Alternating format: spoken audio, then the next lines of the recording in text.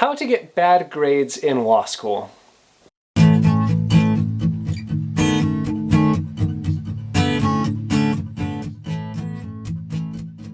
For the last year and a half, I have had the tremendously good fortune to be a law student at BYU. And that opportunity I never really expected to come, but then some circumstances in my life opened up that door and I decided to enroll. And so now here I am. Now, law school is weird. It's really weird. I don't have any homework assignments, really, for most of my classes. It's actually kind of rare to have a homework assignment in law school. But everything rides on the final.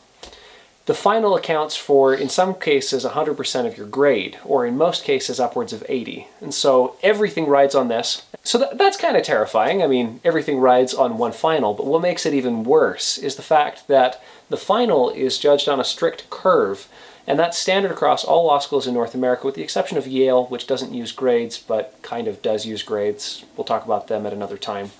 But the thing about this curve is that they have set what the median is, and therefore everyone who does well creates someone who's done poorly. And it's going to be matched to a strict curve. So it's kind of like if you were to have a bunch of Hermione Grangers locked in a room together, you set a knife on the table and you say one of you walks out with an A. Next, keep in mind the way that law students are selected. Law school admissions are based roughly off of two metrics combined together. Your grades, which have to be good, and your LSAT score, which is kind of a thinly veiled IQ test. The group of Hermione Grangers that are fighting for this are all people who are accustomed to getting straight A's, and they're all geniuses or close to it. And there's some flexibility up and down for this because, I mean, you're weighting two scores together, but it's a really strange mix. Because law school operates on a curve and it's all about rankings, 90% of the people who go to law school are not going to be top 10 students. That's just a numerical fact. And I am a member of this 90% class. I don't have amazing grades. I have decent kind of middle of the pack, sitting in the middle of the bell curve sort of grades. And I'm fine with that. One of the major challenges of law school is negotiating the work-life balance of going to school. Now, some people, and this is a report that I've heard of an actual person, put their relationships and their life and their hobbies completely to the side and say, I am going to focus 110%, 100% on this one thing, law school, and just try super hard and throw all my effort into this because I need to work like crazy to win this Hermione Granger Hunger Games, and then I can get the A and be top 10, and then that will open up opportunities which will be a benefit later, and then I can pick up all these other things. For me, that's not a sacrifice remotely worth making, no matter what the payoff was. And so for me, I spend a tremendous amount of time with my wife and kids at home. This is a priority which ranks up against law school, and if I had to choose between the two, I know which one I'm going to choose every time. And there are other priorities as well. For example, this YouTube channel, which you are currently watching. I mean, this is an entrepreneurial sort of venture which requires me to keep in mind a posting schedule, have video ideas, film in advance, edit those videos, then post them. It's a tremendously time-consuming thing. And I could have just said, you know, law school is more important, shove this YouTube channel to the side. Funny enough, it was actually advice from one of my law professors in my first week of law school that convinced me that this was something worth doing. She said that it doesn't get easier once you're in the workforce. That if you make a habit of putting these things, your hobbies and interests, and to the side now, you're never going to pick them back up again. Because the same excuses that you used in law school to focus only on the one thing will apply later. One way to look at law school grades is as a sacrifice. It's a price to be paid. In order to outcompete all the other Hermione Grangers, if you were to work harder, longer, smarter than all of them, or fight dirty, or do all kinds of other things, hide their books, you could become top 10 if you're willing to make crazy sacrifices. I have been incredibly fortunate in my law school class in that we actually have a really good rapport. The people that I work with are amazing and I love them all. There's not really a feeling of strong competition. The competition seems to be all internal. There are some people who have decided that it is worth it to study until late hours at the library every night, and some people who have not. We've all kind of sorted into our spots, and there isn't a lot of animosity, which I am tremendously grateful for. The second part of the Hermione Granger problem that you need to be aware of is this. There are classes of jobs as a lawyer. There's roughly two peaks in the distribution for income out of law school. There's one that sits at about $60,000 a year, and another that sits at about $180,000, and there's basically nothing in the middle. And a lot of these positions are like as public prosecutors, public defenders, and these positions are like in New York at extremely big end firms. And this group, the one that pays 180 grand right out of law school, they hire only from the top 10%. They won't even look at you if you're not on that list. That's an incentive. I mean, that could drive you to try to work like crazy to be top 10. I mean, it's a great opportunity, builds your career, builds your name, build your influence. It's actually a really cool group to work with. I had an opportunity to intern at a firm that was like this in New Zealand, and it was really cool. I mean, I loved the people that I worked with. It's like doing group work, and all the people that you want to be doing group work are the ones on your team.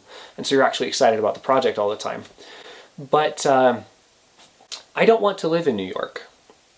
I would almost pay to not live in New York. This doesn't really appeal all that much to me.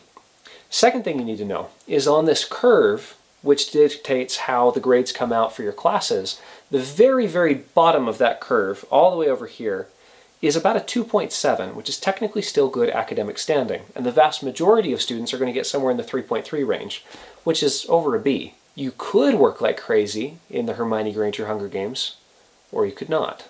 And that's a decision that I've been wrestling with. The title of this video, How to Get Bad Grades in Law School, is about optimization. I could optimize my entire life toward getting a particular grade. I'm not going to. It's not worth it. The things that I would gain if I were to put all of my relationships in this YouTube channel to the side are not equal to the things that I would get if I just became kind of a mediocre, decent student, managed to keep my head above water, and then invested the time that I would have spent going crazy on my homework into things like this YouTube channel and my family. One thing that I've done that I absolutely do not regret is that I'm home almost every day by 5 p.m.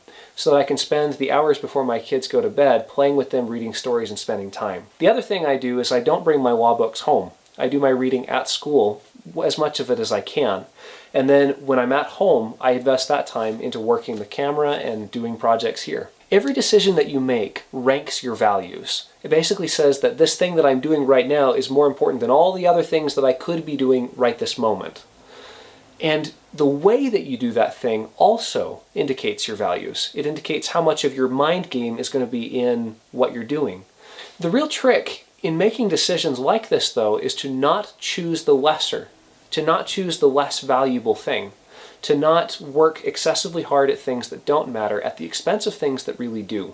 Stephen Covey's Pundit Square, where he talks about urgent things that are important and non-urgent things that are important, is a good example of this. You should be living your life toward things that are of genuine, long-lasting, eternal value, rather than things that are of less worth in the long run. One area where I get hit hard by kind of accepting my spot as a mediocre student in law school is in my ego. I mean, it would be really nice to be top of my class for my own sake, but there is no career goal that I have that requires that at all. And the sacrifices that I would have to make it are not remotely worth it to stroke my ego. So I'm not going to do it. I am content to be a 3.3 student and get through my classes and learn and think of it in more objective than relative terms.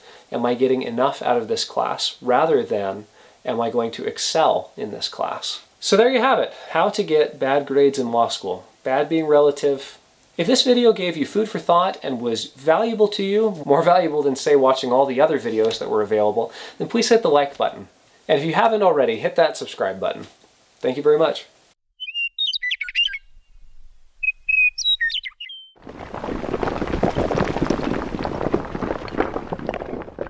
Is the microphone on?